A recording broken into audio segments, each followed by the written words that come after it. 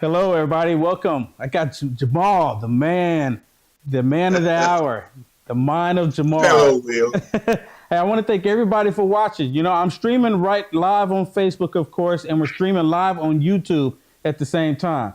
So please click that share button because I think everybody's going to be interested in hear what Jamal, the mind of Jamal, has to say. So thank you for joining me, man. I've been watching your videos like forever. How long you been doing the videos? Well, I've been doing the videos for about a year now. Well, it's a radio station here in Raleigh called Radio Rush, and I call in, talk about political stuff that's going on around the area. And one of the producers, his name is Ross, he was like, "Man, you really ought to do videos." I was scared. I'm like, "Man, I don't want to do that." He was like, "Just try it." And I tried it. And I got to see that I could really, when you call into a radio, you have limited time. At the most I could get was 2 to 3 minutes. Well, here I can really express myself. I can really comment. I can give commentary about the things that's going on that matter. And even if it, quote unquote, doesn't matter, if I see how important it is and how it's shaping, I'm able to comment on it and people be able to hear my opinion on it. Yeah, that's cool. So I think one of the first videos I saw, I think you were standing like on a porch and you had on a nice suit and a tie. Oh yeah, yeah. So that was my Sunday talk. I did that at my little brother's home because when on Sundays I leave here and I go back to go to church. So I drive about an hour and 30 minutes to go back to church on Sundays. So I just stand there and I just do one from the porch because I'm like, okay, I'm in my Sunday best, so let me do a video talk about the subject because you catch the Sunday talk shows when you get out of service, so people are able to hear and understand what's going on. Yeah. Well, hey man, I'm glad you came on. I have a confession. This morning, I was on my way. I was commuting, and I'm sitting there thinking that what, I need to bring a guest on with me tonight. And I'm like, but who? And I looked at my phone, and you popped up on my screen. And Wow. I'm like, and you popped up on my screen. I said, you know what? I said, and I was like, who? I'm like, wow. So I just reached out there and I said, when you gonna come on? And you said, let's do it. And then bam, it just all fell. You know what? And I give it all to God. I give it all to God because Yes. there's a reason why why, I don't know why. Because a lot of times I'm like, I don't ever do that. Like I need to do it. So I like to think of it that there's a reason why God wants us to come together and have this conversation that we're about to have tonight, because it's real. And your last video, let's start there. Your last video where you were talking Okay. about let's go let's let you talk about your last video. My last video, what happened was after the Kate Stein murder and the verdict came back, you had some people on Black Lives Matter page saying that this was karma. This was karma for Trayvon Martin and Michael Brown and all. I'm like, hold on. First of, and I'm like, this isn't karma. And then when you constantly see people believe the lie that the media and the Democrats and liberals, Mike Brown and Trayvon Martin, I'm like, no, this isn't true. And so what I did was I addressed it.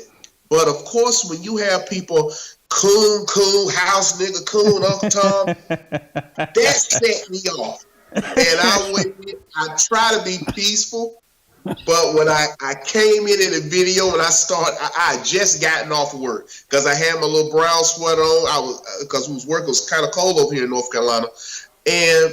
And I just really got into it because I was like, so many people are only believing what the media put out. And when MSNBC and NBC got caught, I'm not saying this is what people think. They got caught editing the tape of George Zimmerman. People still believe the edited lie instead of the truth of what came out about Zimmerman following him when Zimmerman didn't. When the dispatcher asked Zimmerman, what color was it? This is what the dispatcher said. Right. But people believe the quote unquote, oh, he was just out to hunt black men. Then they say he's white, which he wasn't. He's Hispanic. Yeah. And even today, they still run with that same story that he was white.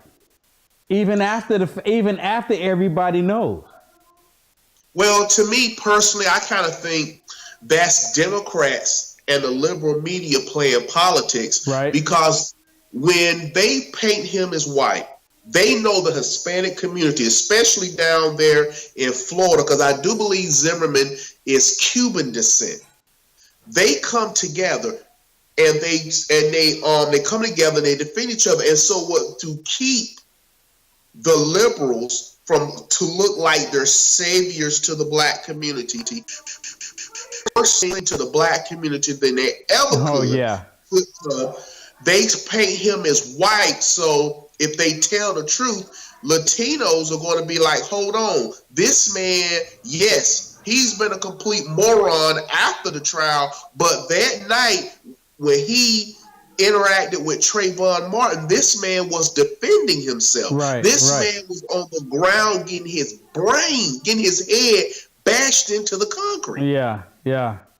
You know what? I'm gonna have to ask you. So we never really had that big of a conversation. I've seen your videos. Today was the first time I ever had a conversation with you on the phone.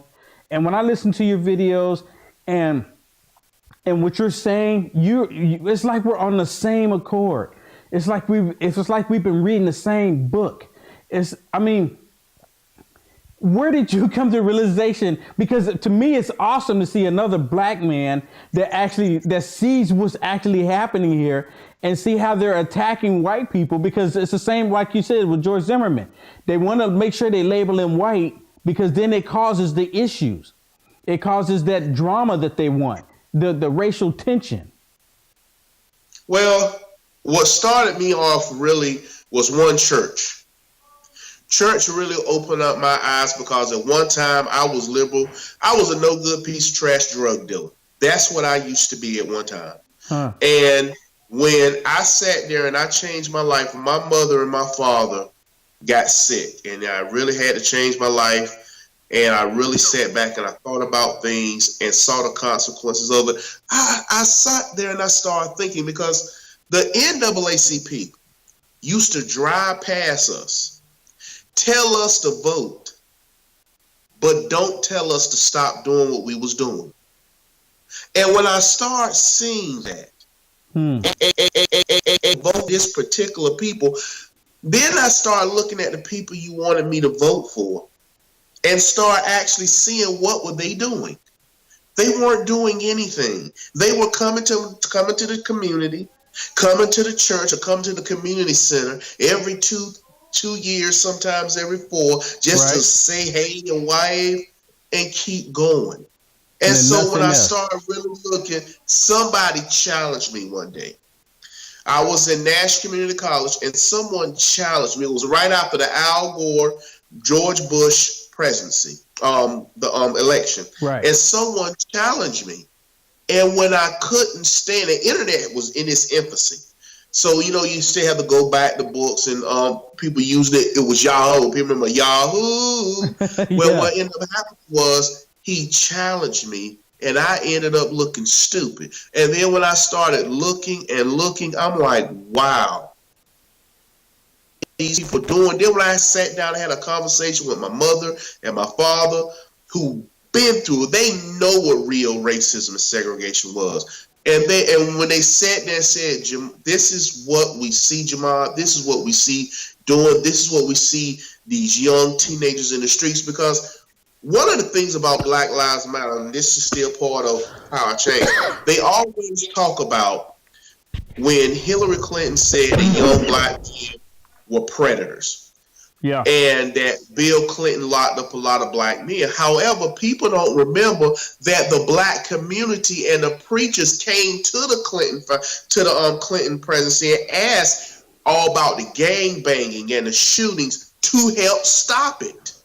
Because in the 90s, it was bad. The Bloods and the Crips, even though they were still going at each other. So when they reached out to ask for help. Right. I was in Arkansas. I was in Arkansas when Bill Clinton and Hillary Clinton had that whole campaign to lock up a lot of black people. I have relatives that got locked up during that time. So I know firsthand what they were doing. And so my thing was this. Instead of Bill Clinton, instead of telling the truth about who came to him and asked, because it was a lot of older black people who was like, hey, our neighborhoods are being overran by the drug dealers and the gang members. Help us. Now, Black Lives Matter said, well, you was attacking, you're doing this, without telling the whole story about who came to the Clintons in the first place, reached out to the representatives and the senators saying, we need help to counteract what was going on in the community. And what Clinton did was he just came at it. And instead of him standing there and telling people what happened, no, he didn't. So you had the Black Lives Matter, all people start popping up who was telling half of the story, but not telling all of the story. Right, because they want to push that whole narrative. They have that whole agenda that they want to push. Because they don't want black people or minorities, brown people, black people, brown people to know exactly what the truth is, because they've been keeping black people in a certain box for years and years. And I have to admit, I used to be in that box. And because my parents, they told me that the Democratic Party was a party for black people, because they were taught the same thing. And then I got older and older, and I moved out to California. And when I moved out to California and I saw what true liberalism is, because people don't know what liberalism is until you come out and see it for your first hand. when I came out here and I saw what true liberalism is, and it woke my eyes up. I said, these people are against God. They want to kill. They want to kill every child they can. They promote it as a good thing, a positive thing. They celebrate it. The whole thing by pushing, the homosexual stuff on the community. And you know what? Really, the homosexual push is more in the black community than it is in any other community on the planet. I mean, it is. It's just a fact. The main reason one of the reasons why they removed the black father out of the family, because the liberal Democrat wanted to do this. So let me ask you. So I take it you're a Trump supporter, right? Yes, I am. Yeah, I know. I just gotta get to say it. You're a Trump supporter. What kind of, when you talk to people, what kind of reaction do you get? For the people that don't know and haven't seen your videos, share with us the reaction that you get by you being a black person supporting the president. What they say that is racist, and do you think he's racist? No, he's not. The problem is this is someone run against a Democrat. They're automatic painted as racist. Right. You have Al Sharpton, Jesse Jackson, and the NAACP, because people don't understand the NAACP is nothing more than a political muscle arm for the Democrat Party. They have lost what they were as a civil rights organization to nothing more than a Democrat arm. That's all they are. Yeah. Because you never see the NAACP be against anything that the Democrats support now. And when you see it, it's like, wow, it's there. And when I tell people I'm a Trump supporter, some usually, you like Trump? So my reaction is, yeah, I do. Why? It's like when people come in a confrontational way, a lot of times people, they shy away from it. I don't. I embrace it and come back. I'm like, yeah, I support him. Yeah, I support President Trump. You support Obama and his chicken head wife, didn't you? Oh, so what you think about Michelle? Chicken head. I call it chicken head. Chicken head. What about it? Go ahead.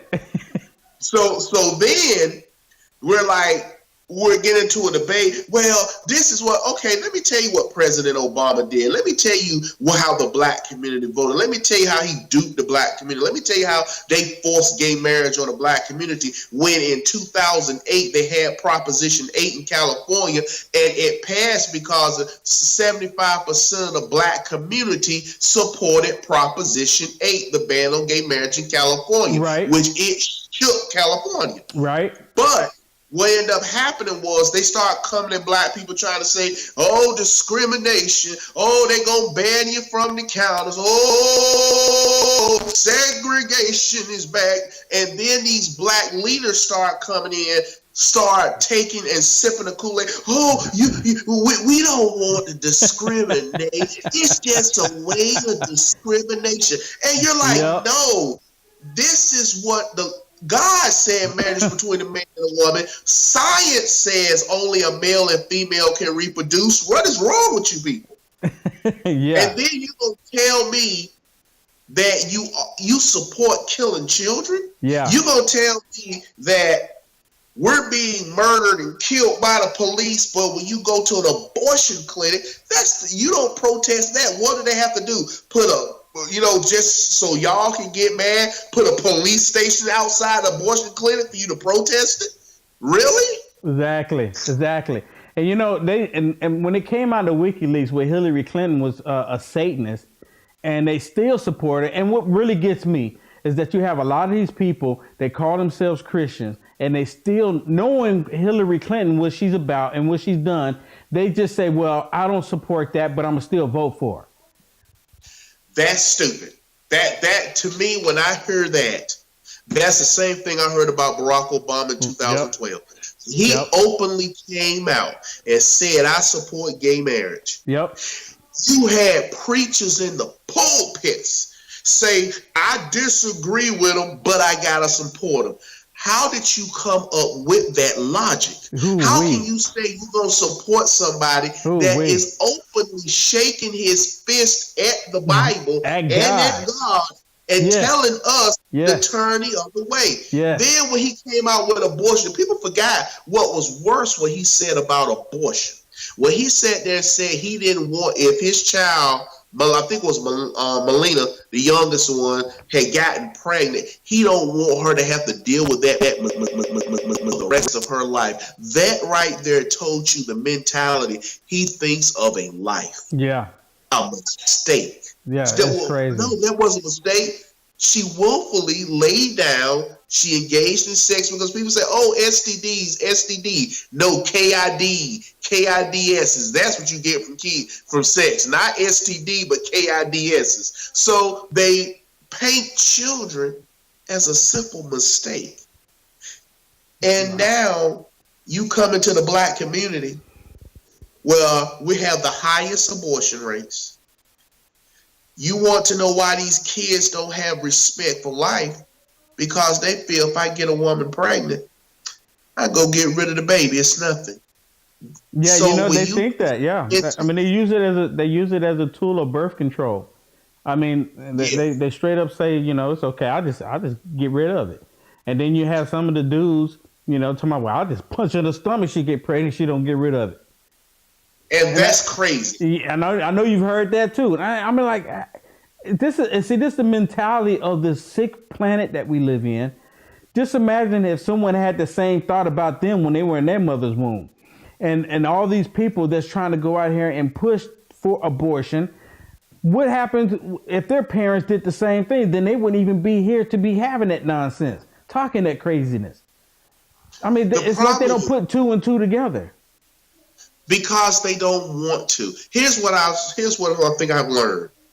Willful ignorance is worse than regular ignorance because you are willfully being that ignorant. You are willing to go down that road that you know is full of ignorance. Yep. When you sit there and you start looking at a child as nothing more than a mistake. I remember we was at the store. A lady caught me off guard. And she said, I see y'all conservatives, y'all worried about a baby when it's in the womb, but when it's out the womb, you won't care. I said, well, if you can't afford to have a baby, then heifer stop screwing. I said something else, but I tell you, if you can't afford to have a child, stop screwing. Because sex, it has some consequences, and it's not just STDs. If you sit there and then you can't afford condoms, you can't go to the clinic, get a free bag. Exactly. Our society has pushed it to where that they can just go out and just have these babies, have sex, no consequences. You get pregnant, just abort it. If you get a sexually transmitted disease, they tell you just go get a shot, live with it, et cetera, et cetera. We have desensitized the people in not just this country, but the world. And even sex, sex should be something sacred. It should be something wonderful that you share with your wife when you find her and you get married and then you have children. Now, do we all slip and do we all do things that we shouldn't have done? It all happens because we're all sinners. My point is it's happening so much.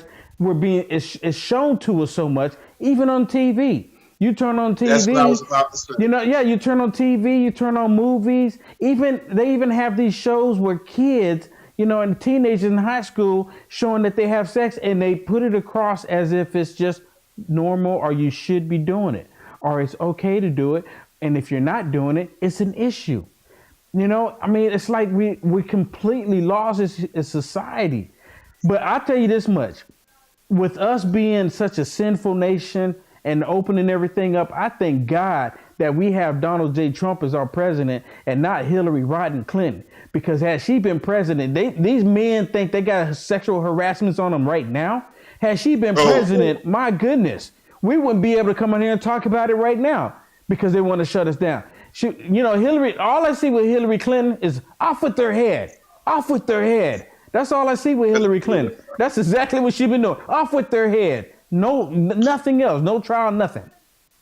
And liberals would have pushed that because, to me, a lot of these sexual harassment charges is a new wave of feminism, like it was in the 60s and the 70s, to try to bring down power from men and put in place feminism. Because let's tell the truth here. I was gonna do the video about this. You know for a fact, if a woman is wearing a dress showing her cleavage so short, if she been up in line, why is she coming to work like that? I'm not talking about all the shit. I'm talking about coming to work like that. It used to be standards when people come to work. Let me ask you this. Why do they go to church like that?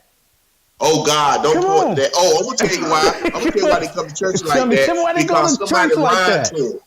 Huh? Oh, I'm gonna tell you why. Because they being lied to and told Jesus don't care what you wear, but Apostle Paul told you dress in modest apparel. So how can you say God don't care about what you wear when the Apostle Paul told you for a woman to dress in modest apparel? So obviously Jesus Christ cared what you wear because he wouldn't have told Paul to write down dress in modest apparel. Yes, and I you know what? For the life of me, sometimes now my mother was telling me she was going to church and they were getting ready to walk in, and a lady was walking in, and the skirt was so short, and everybody in the parking lot had, they see her, and everybody looking because they were like, she going up in the club, in the church, the skirt short, the blouse short, boobs hanging out, going in the church, and so it's like Satan is already everywhere, so Satan's gonna be like, I'm gonna go in church too. And I'm gonna go in church and I'm gonna get these men subject to have these thoughts about what I'm wearing and what we can be doing here. I mean, that's exactly what's happening. Well, here's the thing: if she's unsaved and she's now, and I want to make sure I say this right because I don't want to give an excuse, because some people know if you know you going to church, come on, you should be around here old enough and long enough to know what's appropriate. But for some sinner, if they're going to church and they're planning on getting saved, and they, of course, give their life to Christ, go down in the water, Acts 2:38, baptize in the name of Jesus. And once they come up out of the water, it's up to the mothers to teach them in the church how to dress. But the problem isn't the sinner coming in. These are the so-called saints who've been there 10, 12, and 13 years dressing like this. Yeah. Now, you understand a sinner who don't know God dressing in a certain way. But when you in the church and the choir and you going up to read the programs and you got to pull your skirt down, constantly trying to pull your skirt down so you can just read the program and tell people you welcome to all visitors, you welcome, something wrong. Yeah. And they started this campaign, like you go to entertainment.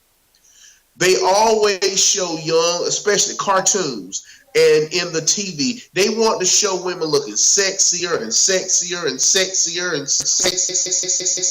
sexier, to where if a man is a real man, yes, he should not lust. But if a man is wow, she looks great, you're sexually harassing me. That's what's going to become. You put meat out, you're going to attract the dog. Yeah, that's exactly what it's going to become. And that's exactly what it's going to become pretty soon. If you hold a door for a woman, what are you doing? And if you accidentally touch her hand, oh my goodness, you just sexually harassed her. You didn't have to touch her hand. I mean, that's what is coming. I was just going to say, some of these men are actually doing this. Weinstein. Yes. Some of these men are actually doing it. And what's causing the problems is because you have some of these men that's actually doing it. As soon as they say one man is doing it, all men are doing it. And all it takes is for a female to go in and not get what she wants and just scream sexual harassment. And guess what? They're actually trying to fire these men just on the female saying that. And there are some women that have done that. Now, am I labeling all women are doing that? Absolutely not. Because a lot of these women don't like this crap. A lot of these women don't like that. There's enough strong women out there to recognize what's actually happening here. Yes, they are. And I always tell people, when people say, well, you got to believe a woman. You ever heard of Joseph? What was Joseph? Who sat there and was thrown in prison because in the scriptures in Genesis, when he tried to run from her, she grabbed his clothes. She said he raped me and was thrown in the Egyptian prison. Is it Joseph? I know it may be Jacob. Is it Joseph or Jacob? It was Isaac. It was Isaac's son. So I can't think of it right now, and that's bad for me not to know. But it's the scriptures about a woman accusing a man of doing something he didn't do, and he became the right hand of Pharaoh himself. But yes, some of these women will sit there and they know that these men have power. And they know the guys like, hey, you know what I'm saying, you looking good, blah, blah, blah. They have a relationship with him. It goes bad because he's a supervisor, because he's a manager. Oh, he was forcing himself on her. What Harvey Weinstein did was force himself on a woman. When you had the recording of her begging him, please don't do this, stop. But if you go up to a woman and you say, hey, let's go out, just because you're her supervisor, you're not forcing yourself on her. You got the supervisor, you worked yourself up, you have more money. So as any man that has worked himself up in a company, and if then he's saying, okay, I can take care of family. Let me find a nice, attractive woman to go along with with my life now, because I can take care of a house, I can take care of a car, and I can take care of her. Right. Now, if a woman rejects him, you told no and you keep going. Now, if you one of those people that's like, okay, well, I'm gonna fire you because you didn't go out with me, that's sexual harassment. But if you asked her out or you complimented her and moved on, that's not sexual harassment. Right. And with the sexual harassment thing, people aren't getting due process. Right. You're supposed to be innocent until proven guilty. That's why our laws in America were set up like they were, so someone couldn't just accuse you of something and a lynch mob come and hang you for it. Yeah. We didn't want that type of justice here in America. And we have basically reverted back to a system that we fought against in the revolution didn't want America to be. We wanted people to have a fair trial. If they are accused, confront their accuser and have a right to defend themselves. Exactly. And with sexual harassment, people have taken that, and people aren't allowed to really give a defense, because then if you defend yourself, then you're attacking a woman. Like President Trump, when he defended himself, he says, hey, I didn't do this. Yeah. This woman said right. I did this. I didn't do that. Exactly. So same thing like Roy Moore. Right now, Roy Moore, and they're attacking him for something that supposedly happened 30 plus years ago. And even if these women actually had this episode with Roy Moore, why didn't they come up and talk about it 10 years ago or even 20 years ago? And he ran for like 5 other political positions or public positions in the state of Alabama. Why right now? Why did they coming after him now? It's like, why all of a sudden after less than 20 or 30 days, they decide to come out and they want to attack him now for something that happened almost 30 years ago. And you know what? With them coming out now, I question if it actually even happened. And the reason why I question it, because it was like, why didn't you do it when he was a judge? When he was running, because when he was trying to run for these other positions.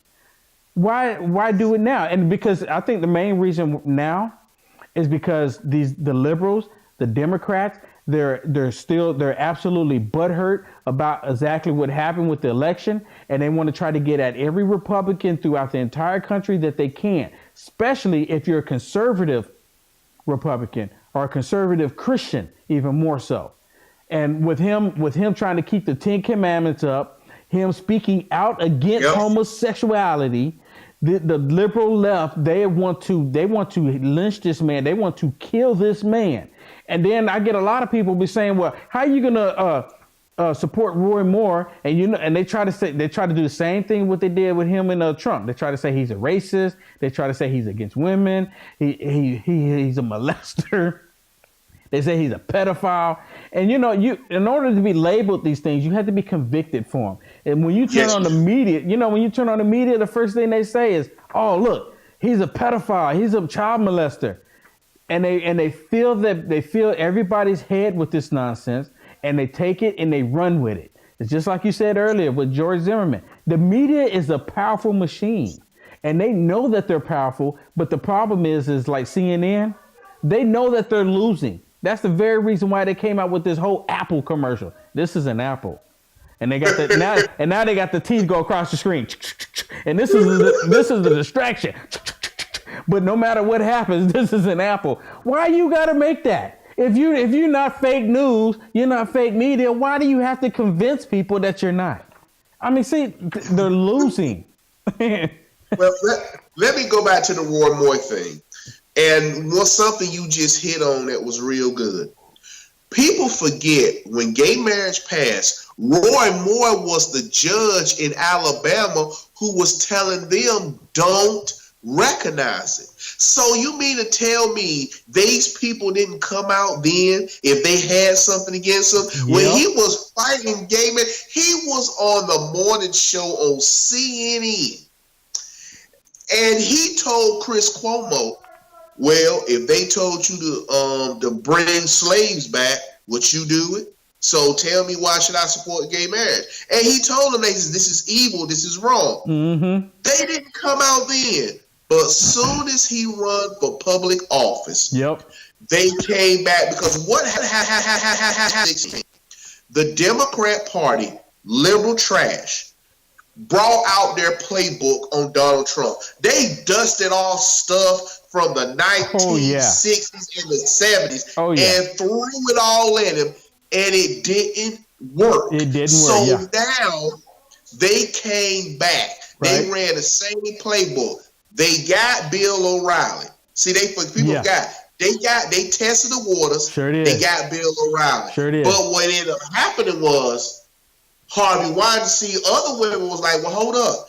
If you're believing us, well, let me tell you about Harvey Weinstein. Well, they start complaining about Harvey Weinstein. See, then Democrats started getting caught up. So then it was like, whoa, hold on. This is getting out of control. That's when they start. If you notice, they won't report it as much. Every time you turn around, James Mueller will come out with some of their Trump with Russia. Trump was slow dancing with Vladimir Putin. And when Roy Moore came out, they said, okay, we know he has a support of Steve Bannon. We know we have to get our way back. We have to use our tactics. So they pushed him on Roy Moore, and it was working for a while, because one of the things that made me mad about Mitch McConnell and the Republican Senate was they said he should step down, but you had Bob Menendez, a Democrat from New Jersey, who openly admitted he preferred younger prostitutes because he's from the Dominican Republic. He was caught. He was on trial for corruption. No Republican said anything about he should step down. But Roy Moore accuses. Yep. The man said, I didn't do this. But that's not good enough. That's not good. That's not good enough. They got Roy Moore on hearsay, and then they get like Franklin on actual proof. And they're not asking him to step down. They're trying to say, okay, well, he's going to try to do the right thing. He's going to do the right thing. He's going to help. He's going to be a champion of women. So we're not going to ask him to step down. But we got this. I mean, seriously. Oh, listen to this. So, because I'm on Twitter sometimes, Will, and you have some people on Twitter that say about the woman, no woman sleeps like that. She's not really asleep. She knows what he's doing. So liberals are attacking these women. A woman who said that Al Franken grabbed her butt, Oh, I got into a heated debate about that one. The woman said, well, where was her husband? I told her, I said, what you mean, where was her husband? Where was her husband? He wanted in the picture, so he gonna let his wife take a picture with him? Now, these are what liberals are coming out doing, and they're coming out to defend it. And when you start more come out about them, first thing they want to do is go back to Russia. You had Clyburn. He retired today. This man retired after, and this is what got me. You reached up a woman's skirt in church. I don't know what that message was, but he obviously missed it. But he resigned. Wait a minute. So I didn't hear that story. He actually assaulted a woman in church, reaching up her skirt. Yes, they said he was sitting, but listen, he was sitting beside her in the church, his assistant, and rubbed his hand up her skirt, up her thigh. This is what the newest accuser came out and said about him today in church. So let me get this straight. When it comes to Roy Moore, we're supposed to believe what the women say that happened 30 plus years ago. And here this is, now this is, well, I'm assuming that this wasn't at least 10 years ago with this lady. I think it was. I think they were saying it happened. She said 10 years ago. Okay, so 10 years ago. She is the cousin of the woman that he paid the money to go away. Oh, so she was trying to get paid too. Ooh, payday, baby. Payday. So I wonder if she got paid too, because the other one she said, girl, I got this $27,000 and all he did was rub me. I don't know, but how they said, I don't know, but this was the new accuser that came out today. And so, you know, what gets me was surprisingly is that the liberal Democrats act like they surprised. Like they didn't, I can't believe this has been going on. When I guarantee that they all knew. They all knew, because they all in that club. They all in that club. Say it again.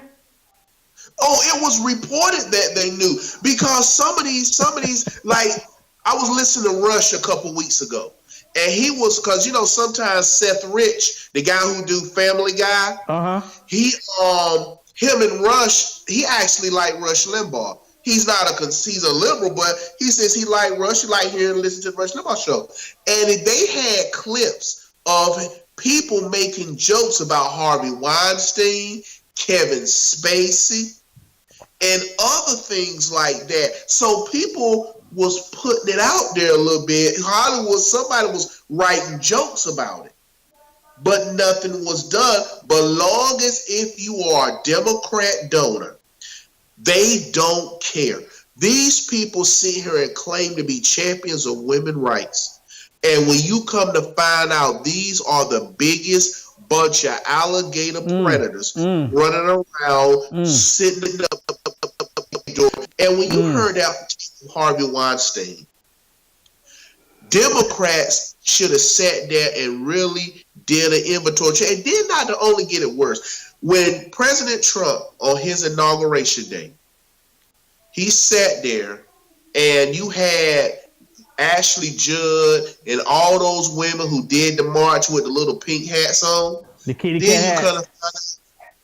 Yeah, Ashley Judd is supposed to be one of the women that Harvey Weinstein assaulted. Really? Her, Angela Jolie. See, yeah, yes. I saw Angela Jolie. But she up there talking about I'm a nasty woman. No, we come to find out you a woman who wanted to get a part and you was willing to lay down on your back to get it. She is a nasty woman. Yeah. You know, I had a conversation with this black lady, and I was talking about Maxine Waters, and I was talking about, I can't remember the other lady name that's don't like Trump. She wear the cowboy hat. Francine Wilson, Congressman Wilson. Yes. And I said, you know what? I call her a broke stripper. Yeah. Looking like an old broke stripper from the 80s. Exactly. Right. And I was talking to her, I said, them some nasty women. Woo. Came unglued. Because seriously. So while we changing the subject here a little bit, what do you think about them trying to impeach the president? You know what? And I'm going to be honest with you, Will. What they have showed were how weak and effective and how get along gang the Republican Party has been. Because what Democrats have shown, they stuck together, trying to bring a president down because they don't like him. But when you have Barack Obama, his first presidency, during his first years, you had Fast and Furious, that should have brought down Eric Holder. Oh yeah. Nothing was done. Republicans should have been criminal charges. Should have been criminal charges. Yeah, they didn't say nothing, and we all knew that took place. It shouldn't have been said. They didn't say nothing. Nothing. And then when they found out in his second term that he had set the IRS on conservative groups, that woman had to go in front of Lewis and John Lewis and Cummings and to remind them that they work for the American people. She cried in front of them, and he didn't even care. I don't care. People always tell me about John Lewis and Cummings. I said, listen, race does not exclude you from present day ridicule. Those two, they may have been great civil rights icons then, but they have sold their civil rights icons to the Democrat Party to be prostitutes, excuse my term, whores for the Democrat Party. That's what they have turned out to be. And during that hearing, they attacked that woman and when it came out that President Obama could have been linked to telling IRS to get conservative groups, Republicans did nothing. Where was the special investigation? Where was the call for his impeachment? They were too scared. Oh, they're going to call us racist. They're going to say we don't like Obama. That's how they were acting. And I call them rhinos. These rhino Republicans sit on their butt and do nothing. And it's the same thing like right now with the Democrats trying to go after the president, trying to impeach him because they don't like him, not because he committed a crime, not because he went to the FBI or something to try to get a spy on somebody or use the IRS to attack people, nothing like that, or give uranium to Russia that was owned by America, nothing like that. He didn't do anything, and they just want to impeach him because they don't like him. And what are the Republicans doing? What are the Republicans saying about it? Nothing. Yeah, they don't say nothing. And for the life of me, I don't understand it. And it runs all through me. And the only people that our president have is us. Seriously, that's exactly what it looks like to me. The people in this country that support the president are the people and not these politicians. And I saw this meme someone created with Rush Limbaugh on it, and it was saying that the establishment is not upset because Donald Trump is doing good things and bringing positive changes to America. They're upset because they've been there about 30 plus years, and here it is, Donald J. Trump coming there and less than a year accomplished more than what they have in 30 years, and it's making them look bad. That's why they go against him. Because it's making them look bad. And Trump is just doing what he does as a businessman, and it's making them look bad because they've been there all this time and accomplished nothing. Here's what I said what President Trump did. He came to Washington, and he took their skirts, and he pulled them up, and everybody saw them what they really were.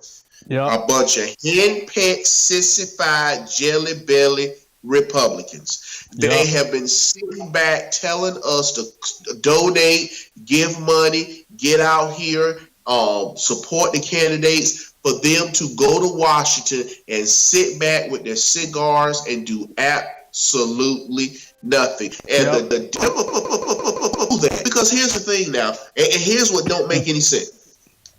You pass a repeal of Obamacare. in 2015 and 2016 when you get control of the Senate. You knew Obama was going to veto it. Why didn't you take that same repeal and put it on the desk and send it to him, to President Trump? Because President Trump showed it was all smoke and mirrors, and they didn't have a plan. They didn't have nothing, and they're mad about it now. To give him his credit, Ted Cruz, I got to give Ted Cruz his credit. Ted Cruz been ringing a bell about Mitch McConnell and some of the Republicans. He's been doing that. We got to give Ted Cruz his credit. He was ringing a bell saying, hey, these guys are doing this. They're not what they're telling you one thing, but they're not doing it. So Ted Cruz was ringing it. Donald Trump the bell, started up a fire engine, turned the siren on, and let everybody know what was actually being done. Is that they wanted just to get in office because they were hoping Hillary Clinton win so they could sit back and say, oh, I mean, when you have President George Bush voting for Hillary Clinton, H. Bush, W didn't even vote. Then you had Republicans say, John McCain said he wrote in the governor from Ohio. Yeah. These were Republicans. Yes. Hoping this man fail. He still won in spite of. Yes. It was a blow to their ego. Yes. And they showed it the first few months by running around acting like they a blind person running around the factory, tripping and falling over everything. Yep. And they're still like that. And they're still hurt. Yeah. And they're still butthurt about it. I mean, they're not doing anything. It's amazing that you actually have the Republicans and the Democrats, along with the liberal media, fighting against our president. I mean, this has never been like this in America, to my understanding. I've never read anything where it's been this bad for them to attack the president, the sitting president of the United States. And then on top of that, to have the president, the ex-president, follow the current president around the world to try to undermine everything that he's doing.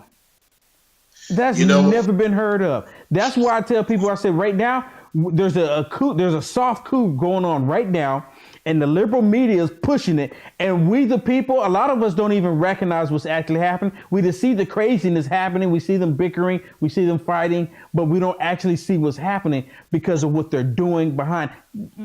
Bush didn't do this, Obama, because he's part of the establishment, part of the elitists. Uh-huh. They're doing this to Trump because they're trying to undermine everything he's doing. And I hope and I pray to God tomorrow, Donald Trump says that the U.S. Embassy is going to Jerusalem. I pray that he says that tomorrow. Oh, he is.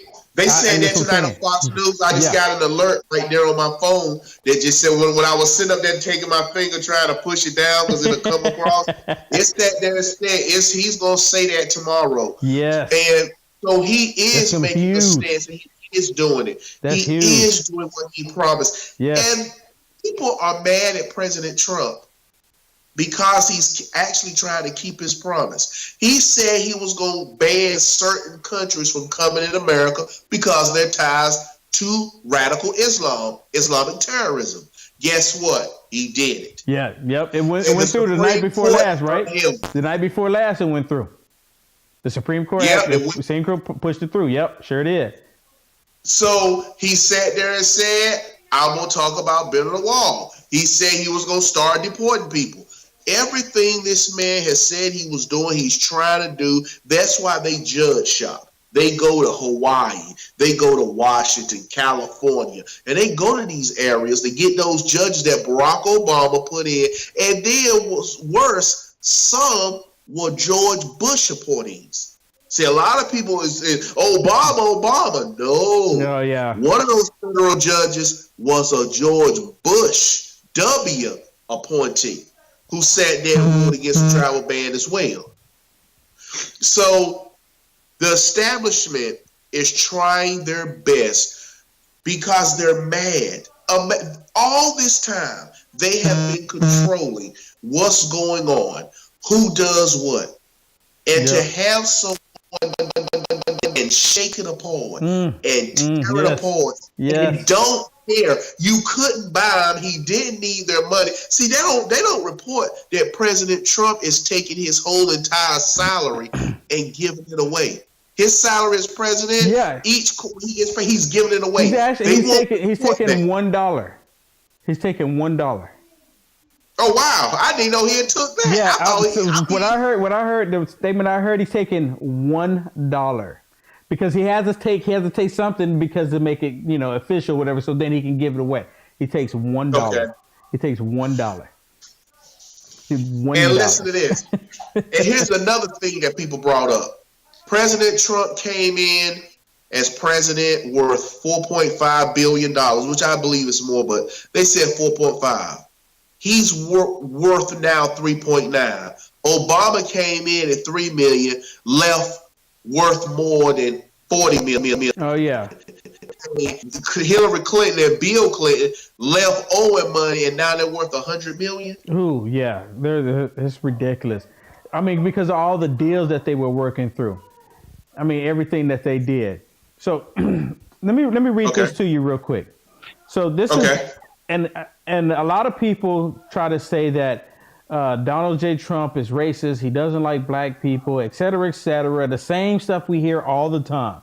And I'll be honest with you, me being a black man, I'll be honest with you, I voted for Obama, not because he was actually going to bring change, but part of it was because he was black. When he first ran in 2008, I voted for him then.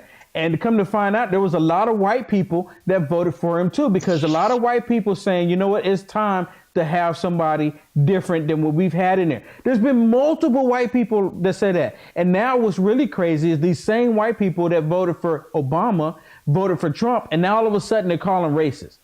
So they see right through what the media has been saying. But let me just read just a little bit of this to you. My producer gave this to me earlier. So and from 2009 to 2015, the income of Black Americans fell below $900 per family, adjusted for inflation. Okay, so under Donald Trump, the median family income raised more than $1,000, according to the Census Bureau, since Donald Trump has became president. He's already exceeded what the normal black family has lost. This is just don't forget about the unemployment. Yeah, that's on here too. Yeah. I mean, dude, under Obama, yes, it was yes. as high as it was, but under President Trump, it has significantly went down. Yes. Yeah, it says the black unemployment has fallen a full percentage point in the last year alone. Black labor force participants up in numbers in the black American with jobs has risen 600,000 from last year. And then they have the nerve to talk about, well, Trump ain't doing anything. And you know what? The thing that really makes me have a lot of respect for our president, because he don't go out and say, look what I'm doing for black people. He doesn't do that. Now, he'll get on there, he'll tweet about other stuff just to get the media, because he played them like a fiddle. He'll tweet, and the media will go, oh, look, he's tweeting. Oh, no. But the stuff that he's actually doing, the media never talks about it. And what's really crazy, this is out of the Chicago Tribune, which is completely liberal. They're talking about this, but you don't hear the national media talk about it. I mean, it's crazy. And also, when Trump gave $25 billion for infrastructure, colleges readiness, financial aid, and other priorities in the black colleges. Obama gave, that was $25 billion. Obama gave $4 billion for for a total of the 7 years, over 7 years. Obama wasn't even there a year, and he gave him $25 billion. And then they come out and they still push this whole thing that he's racist. They try to bring up Charlottesville. Look how he said Charlottesville, saying that they were good people. There were good people on both sides.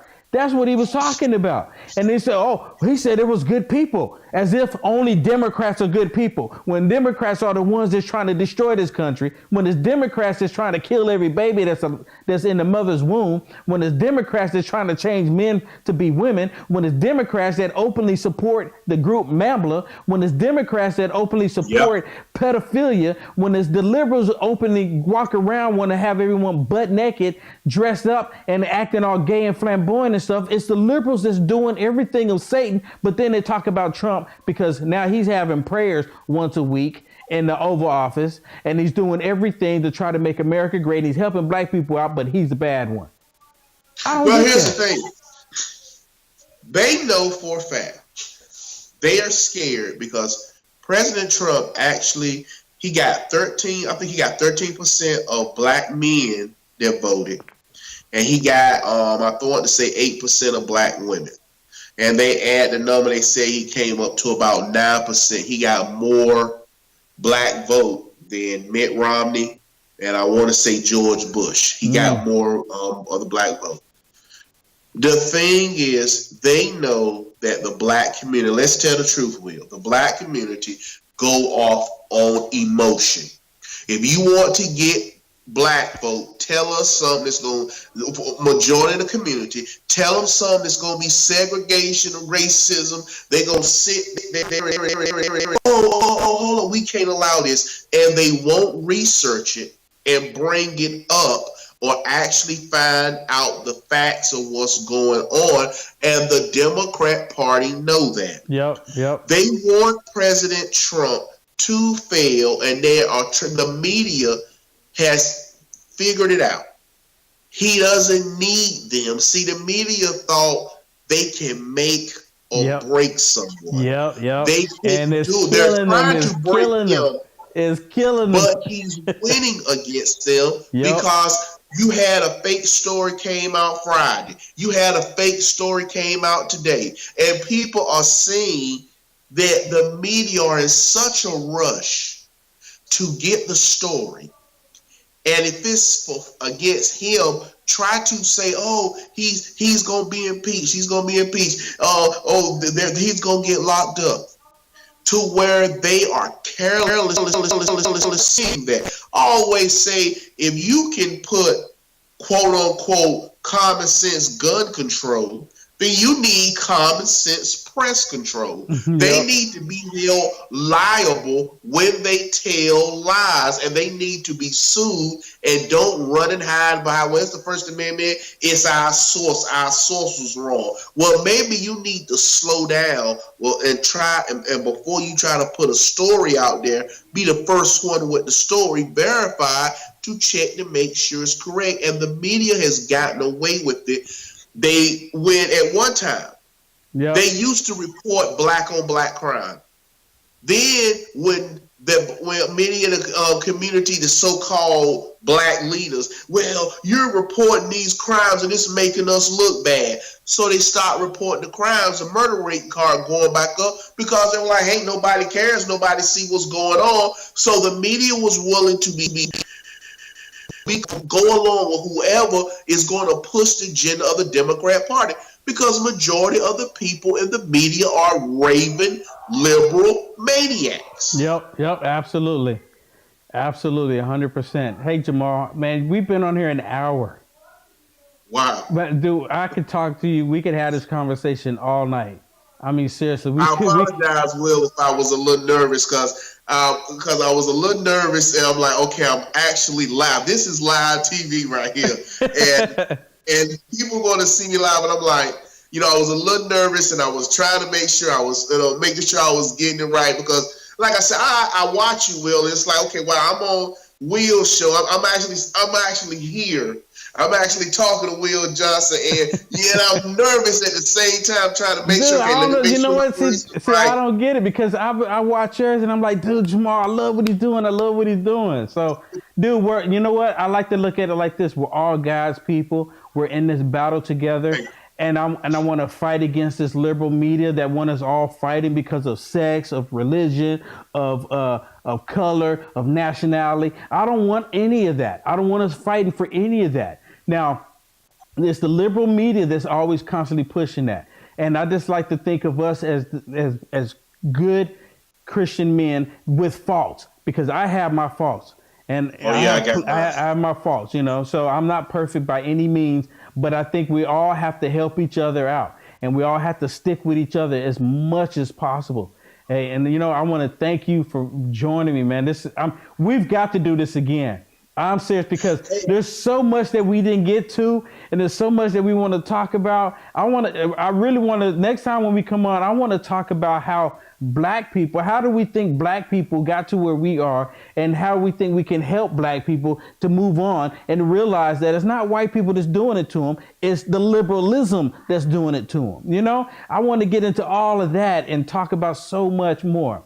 So I know you have to get up early. I have to get up early, and we've already been over here on over an hour. We most definitely got to do it again, and yeah, most Sure. definitely got to do it again, because there's so much more we can talk about, and we can keep going.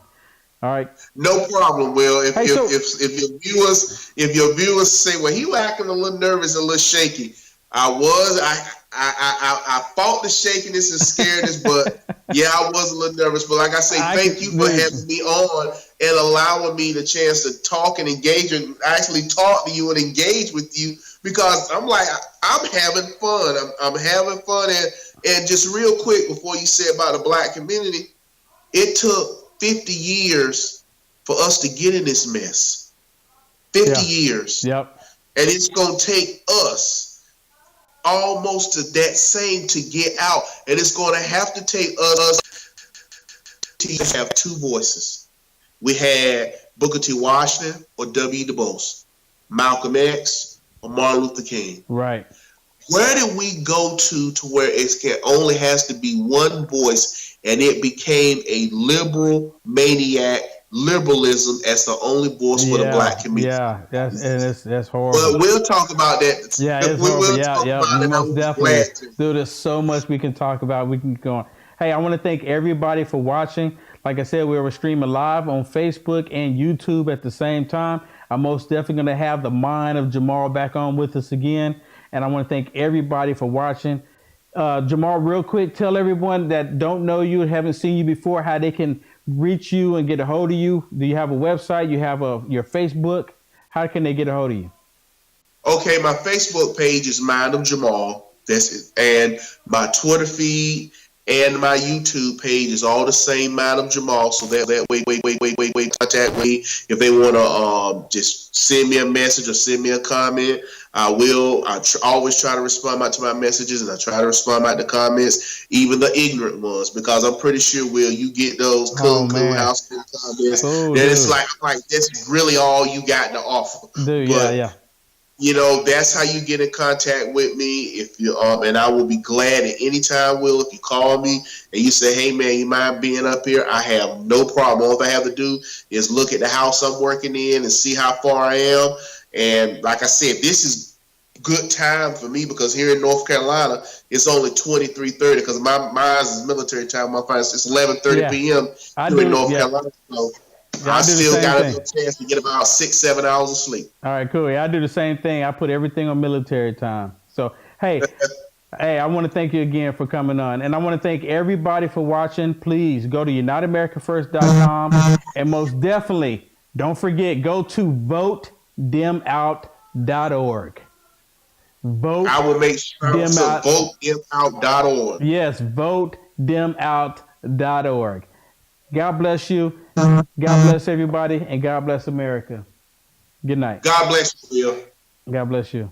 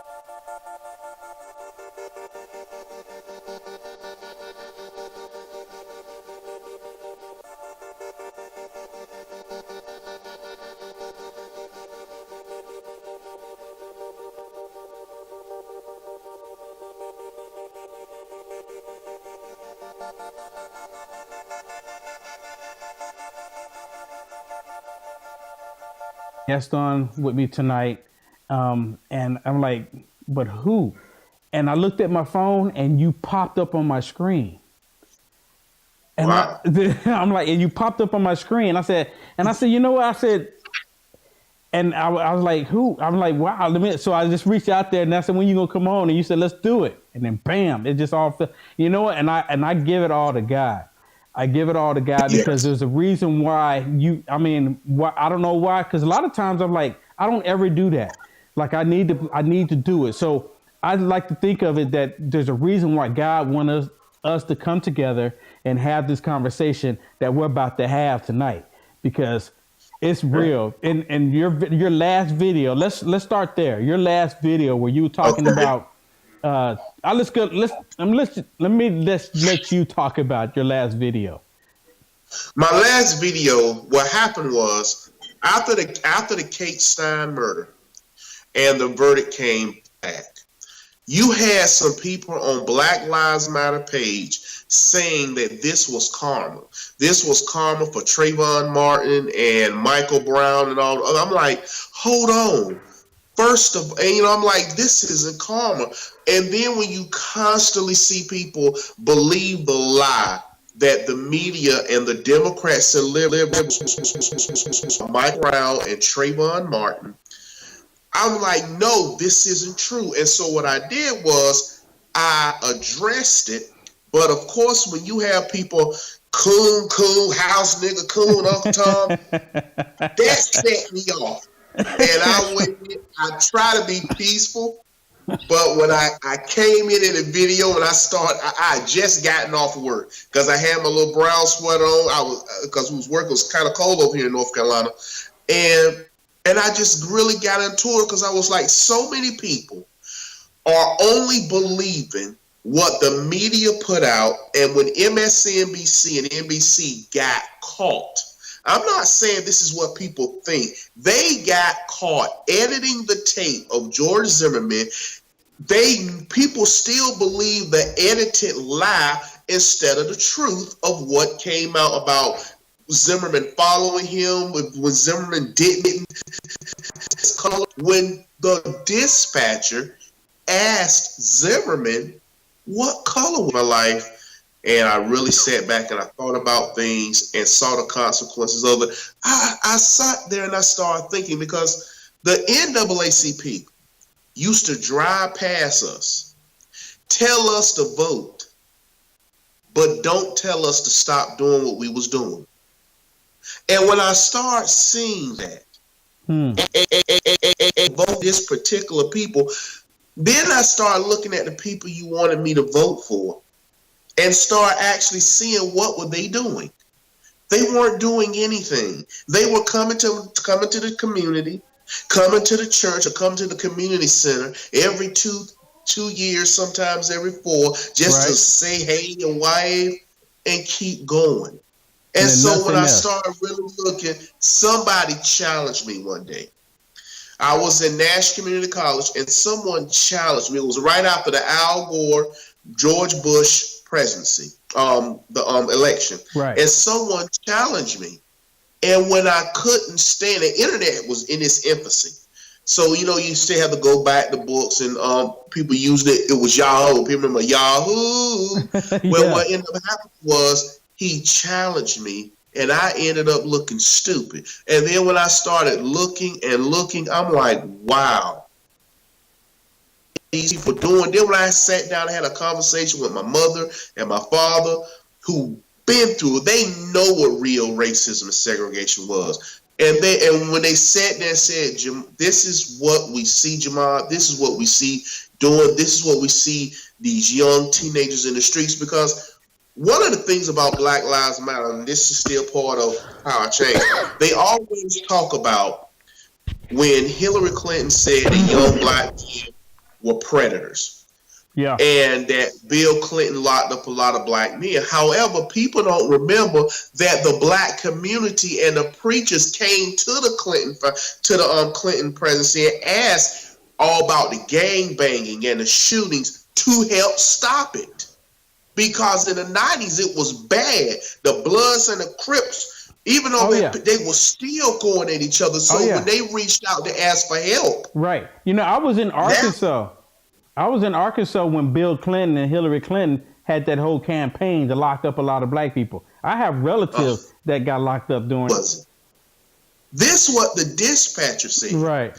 But people believe the quote unquote, he was just out to hunt black men. Then they say he's white, which he wasn't. He's Hispanic. Yeah. And even today, they still run with that same story that he was white. Even after everybody knows.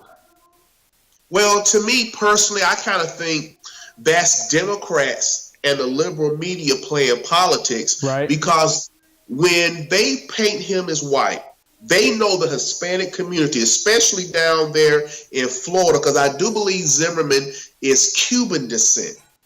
They come together and they come together and they defend each other. And so to keep the liberals to look like they're saviors to the black community, worse to the black community than they ever could. Oh, yeah. They paint him as white, so if they tell the truth, Latinos are going to be like, hold on, this man, yes, he's been a complete moron after the trial, but that night when he interacted with Trayvon Martin, this man was defending himself. Right, this man was on the ground getting his head bashed into the concrete. Yeah, yeah.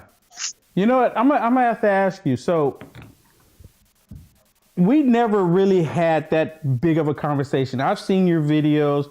Today was the first time I ever had a conversation with you on the phone. And when I listen to your videos and what you're saying, it's like we're on the same accord. It's like we've been reading the same book. Where did you come to the realization? Because to me, it's awesome to see another black man that sees what's actually happening here and see how they're attacking white people, because it's the same, like you said, with George Zimmerman. They want to make sure they label him white because then it causes the issues. It causes that drama that they want, the racial tension. Well, what started me off really was one church. Church really opened up my eyes because at one time I was liberal. I was a no good piece of trash drug dealer. That's what I used to be at one time. Huh. And when I sat there and I changed my life, my mother and my father got sick, and I really had to change.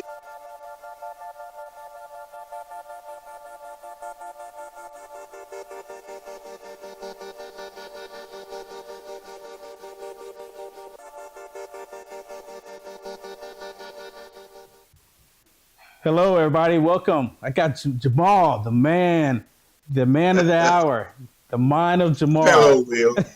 Hey, I want to thank everybody for watching. You know, I'm streaming right live on Facebook, of course, and we're streaming live on YouTube at the same time. So please click that share button because I think everybody's going to be interested in hear what Jamal, the Mind of Jamal, has to say.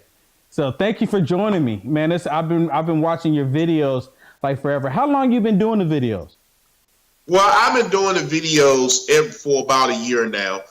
Well, it's a radio station here in Raleigh called Radio Rush, and I call in, talk about political stuff that's going on around the area. And one of the producers, his name is Ross, he was like, "Man, you really ought to do videos." I was scared. I'm like, "Man, I don't want to do that." He was like, "Just try it." And I tried it, and I got to see that I could really, when you call into a radio, you have limited time. At the most I could get was 2 to 3 minutes. Well, here I can really express myself. I can really comment. I can give commentary about the things that's going on that matter. And even if it, quote unquote, doesn't matter, if I see how important it is and how it's shaping, I'll be able to comment on it, and people be able to hear my opinion on it. Yeah, that's cool. So I think one of the first videos I saw, I think you were standing like on a porch and you had on a nice suit and a tie. Oh yeah, Yeah. And so that was my Sunday talk. I did that at my little brother's home, because when on Sundays I leave here and I go back to go to church. So I drive about an hour and 30 minutes to go back to church on Sundays. So I just stand there and I just do one from the porch, because I'm like, okay, I'm in my Sunday best, so let me do a video talk about the subject, because you catch the Sunday talk shows when you get out of service, so people are able to hear and understand what's going on. yeah. Well, hey man, you know, I'm glad you came on. I have a confession. This morning, I was on my way. I was commuting, and I'm sitting there thinking that, you know what, I need to bring a